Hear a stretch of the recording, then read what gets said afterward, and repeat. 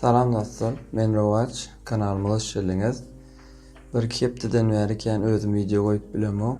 Geçenki videomuzda, enni etmek videomuzda sizden bir soru sorady. Kaýsyny goýalyp, ödenliklerden saplanmakmy ýa kitap okumenden öwrenmekmi? Ýöne okuwçylardan şeýle bir gowy soru geldi. Näme üçin okumaly? Bugünkü videomyzyň temasy şu soruga jogap tapmak bolar. İlki bilen özüňi kämilleşdirmek üçin okumaly. Öňe gitmek üçin dünýäň, ilmiň, bilimiň, tehnologiýaň täze gadanlarynyň ize galmaly üçin okumaly. Okuja uğrunda ökde bolmak üçin ýa-da işlejek käriňde ustat bolmak üçin okumaly. Kitap jadyly bir zat bilen sizi geçmişe demek edip biler, geljege de. Siz kitap okaňyzda diňe bir içindäki maglumatlary almaýaňyz. Yani diňe bir içindäki maglumatlary däl, şol ýazyjynyň bir näçe ýyllap toplan tejribesini, şu adaçan neden ähli işlerini we ýygynan maglumatlaryny we bütün ömrüni okuýaňyz. Yani başda aýdyşym özümiz üçin okumaly. Bundan başary ýene bir näçe size sebäp sanap bereýin. Bulan biri wagtyňy boş geçirmedi üçin okumak. Meselem käwr ýerlerde hökma suratda garaşmaly bolýas. Ya hassanalarda bolsun, ýene bir ýerlerde bolsun. Şo ýerde bize gazet ýa-da jurnallar goýulýar. Ýa-da bolmasa öz kitaby, öz okuýanlardan alyp gidip boş wagtyňda wagtyňy boş geçirmek üçin, ýa-da garaşýan wagtyňda ýa bolmasa ilgilenýän wagtyňda wagtyňy boş geçirmek üçin okumaly. Ýene bir sebäbi günlük wakalardan habardar bolmak üçin okumaly. Şu näme boldy, daş töwerekde näme bolup geçdi? Hem öz döwletimizdäki hem de dünýädäki täzeliklerden habardar bolmak üçin okumaly. Professional ýa-da hüner boýunça gyzykly maglumatlar okumak. Käbirlerimiz bolsa güýmenji hökmünde, ýagny hobby. Güýmenji hökmünde okumak. Bu asyrda, yani bu asır adamlary şeker durmuşyny ýaýbanlardy. Käbir adamlar kebelik saklamany hem enli edilmi we kitap okumak käbir adamlar üçin güýmenji, ýagny hobby bolup başlady. Näme üçin okumaly diýen soraga gysgaça jogaplarymyz şol. Ýöne sizin üstüňizde başgalar da çekesim gelýär. Bizden öňkü nesiller hiç biri şolary ýaly mümkinçilikler bolmady. İnterneti bolmady, kompýuteri bolmady, telefonu bolmady, ýa-da bolmasa elektronik okuyucular bolmady. Täze tehnologiýanyň üstü bilen isleýän kitaplaryny isleýän wagtda tapyp bilmediler, ýa-da ardan baha tapyp bilmediler. Biziň elimizde şu mümkinçilikler bar we barka peýdalanady. Bir alymyň aýdan gowy bir sözi bar, ýa ilm öwrenenlerden bol, ýa onu öwredenlerden, ýa dinleýänlerden bol, ýa olar söýenlerden hergiz beşinçisi bolmady. Şulardan näme size ýeterlik motivasiýa berip bilmedik bolsa, muny size ýene bir gyzykly maglumat aýdyn. Dünýäniň iň baý 5 sana adamyny aýdyp geçelim. Şu arada görüň edeliň. 5-nji ýerde Mark Zuckerberg. Bu Facebook'un kurucusu. Yani hem Facebook'un, hem Instagram'ın, hem WhatsApp'ın iyisi.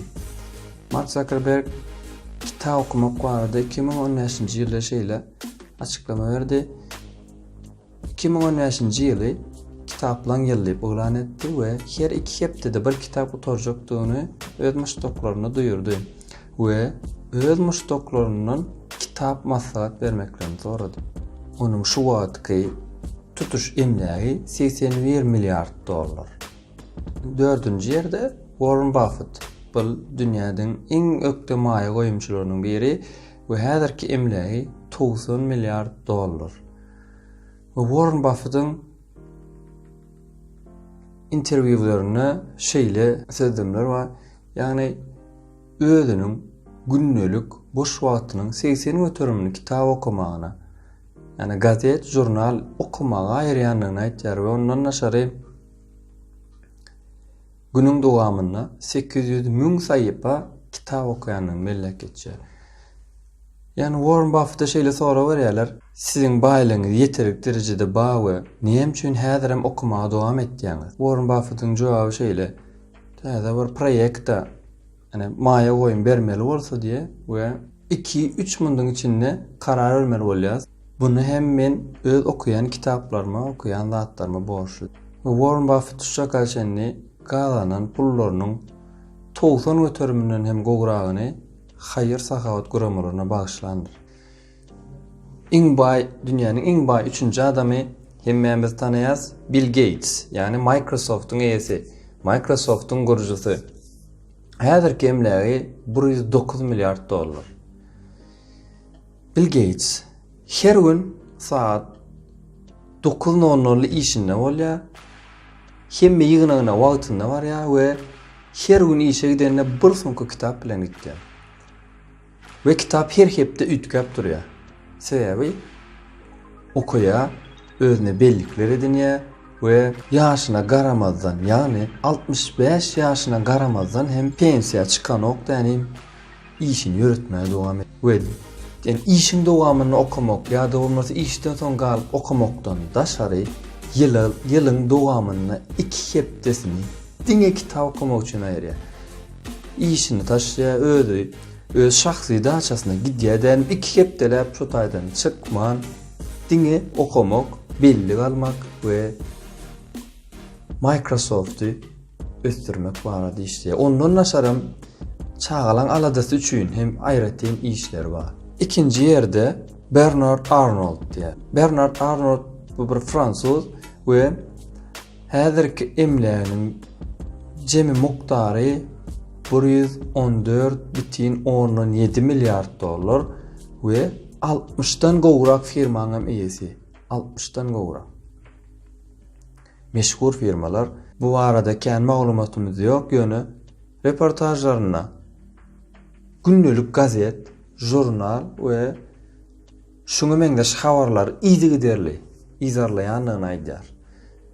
Birinji ýerimiz bolsa Jeff Bezos, yani Amazon diýen saýtyň online sowdanyň eýesi. Jeff Bezos aslında şu işe başlarının, yani şu derece gelmeginiň esas sebepleriniň biri kitap. Yani işin özü kitap satmak. Yani Amazon öz elektronik kitap okuyucuları çıkarýar we onuň 1994-nji ýylda Jeff Bezos ýanyna öz dostu bilen garajyna kitap satyp başlaýar we internetin gelmegi bilen öz işini internete ýükleýär. Şeýdibem internetten kitap satyp başlaýar.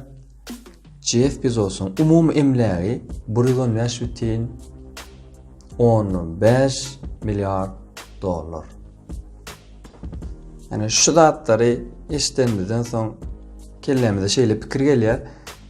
Kitap okuyanlar üstünlük gazanýarmy ýa üstünlük gazananlar kitap okuýarmy? Ýokarda belläp bilersiňiz, men pikirimçe birinjisi dogry. Buňlukça videomyň soňuna geldik. Özüňizi goýja serediň. Indiki videolarda görüşýänçek hoş sag bolun. Like basyp agda bolmagy unutmaň. Sag bolun.